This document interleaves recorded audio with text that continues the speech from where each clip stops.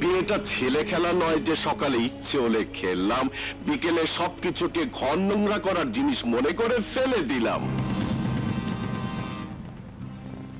হ্যাঁ জানি তো। না, তুই জানিস না। জানলে তুই এত বড় একটা ভুল করতে পারতিস না।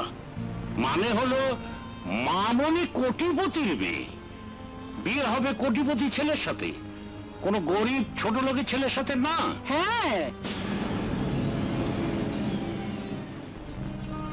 মামা, একটু পরে আমি যাকে স্বামী হিসেবে কবুল বলে গ্রহণ করব, আমার সেই হবু স্বামী সম্পর্কে কোনো বাজে মন্তব্য আমি সহ্য করব না। খুব ভালো কথা, স্বামীর প্রতি স্ত্রীর এই সম্মানবোধ থাকা উচিত। কিন্তু তুই যাকে কবুল বলে স্বামী হিসাবে গ্রহণ করার জন্য এত দামি শাড়ি পরেছিস, লক্ষ লক্ষ টাকার গহনা পরে বউ সেজেছিস, তোর সে বিয়ের দিনমোহরটা কত লেখা হয়েছে জানতে পারি? কাজী সাহেব দেখি তো। এই যে না।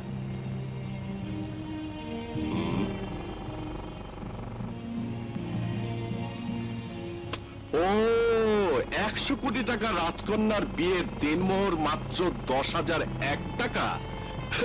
যে সামান্য টাকাটা তুই অনেক ভিখারিকে ভিক্ষে দিয়েছিস।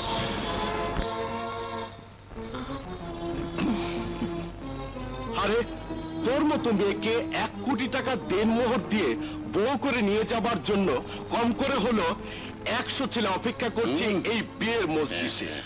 তুই এক কাজ কর, তুই আমাকে বল, আমি নগদ 1 কোটি টাকা দেনমোহর দিয়ে তোকে আমি বউ করে নিয়ে যাব। তবু তুই এই পুতুল খেলার বিয়েটা বন্ধ কর। এই বিয়েতে লোক হাসবে, সবাই বলবে তুই পাগল হয়ে গেছিস।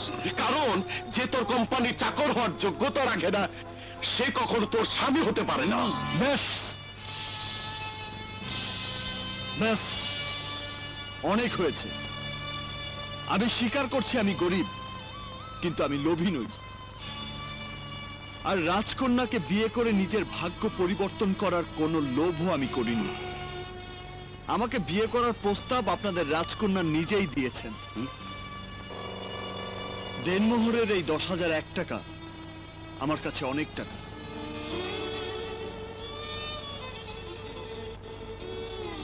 তুমি যদি মনে করো ক্ষণিকের কোনো আবেগে আমাকে বিয়ে করার সিদ্ধান্ত নিয়ে তুমি ভুল করেছো, সেই ভুলটা সংশোধন করার সুযোগ আমি তোমাকে দেব। আমি স্বেচ্ছা এখান থেকে চলে যাব। আমি মন থেকে বলছি, আসলে তোমার মতো রাজকন্যার পাশে কোটিপতির ছেলেকেই মানায়।